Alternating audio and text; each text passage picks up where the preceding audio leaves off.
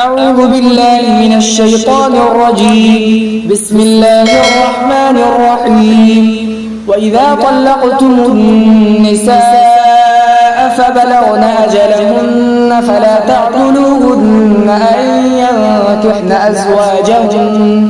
أزواجهن إذا تراضوا بينهم بالمعروف ذلك يوعظ به من كان منكم يؤمن بالله واليوم الآخر ذلكم أزكى لكم وأطهر والله يعلم وأنتم لا تعلمون۔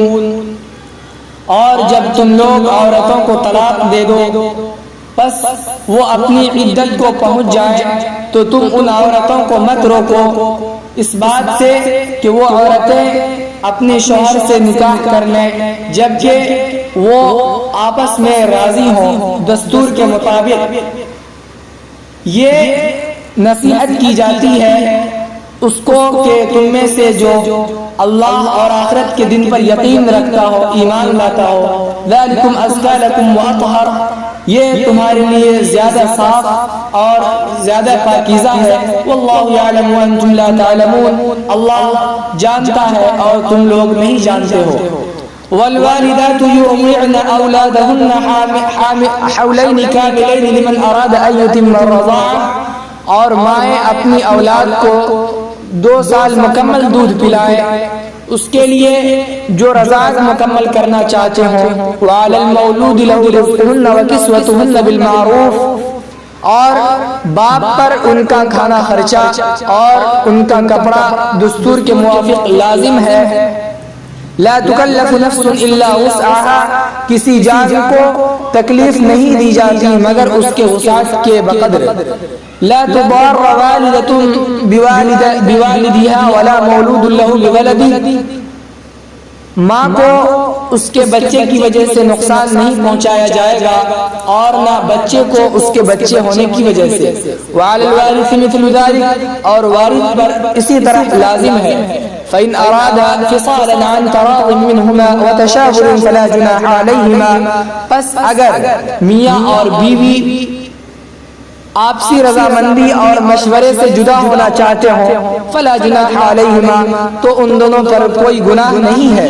وإن أردتم أن تسترضعوا أولادكم فلا جناح عليكم إذا سلمتم ما آتيتم بالمعروف، اور اگر تم لوگ چاہتے ہو کہ اپنی اولاد کو دودھ پلاؤ تو تم پر کوئی گناہ نہیں ہے جبکہ تم حوالہ کر دو ان مالوں کو جو تم نے طے کیا ہے دستور کے مطابق۔ واتقوا اللہ واعلموا ان اللہ بما تعملون بصیر، اللہ سے ڈرتے رہو، جان لو کہ اللہ خوب دیکھنے والا ہے ان اعمال کو جو کچھ تم لوگ کرتے ہو۔ والذین یتوفون منکم ویذرون ازواجا یتربصن بانفسہن 4 اشہر و10، اور وہ لوگ تم میں سے جو وفات پا گئے اور اپنی بیویوں کو چھوڑ گئے وہ عورتیں اپنے آپ کو انتظار میں رکھیں 4 مہینے 10 دن۔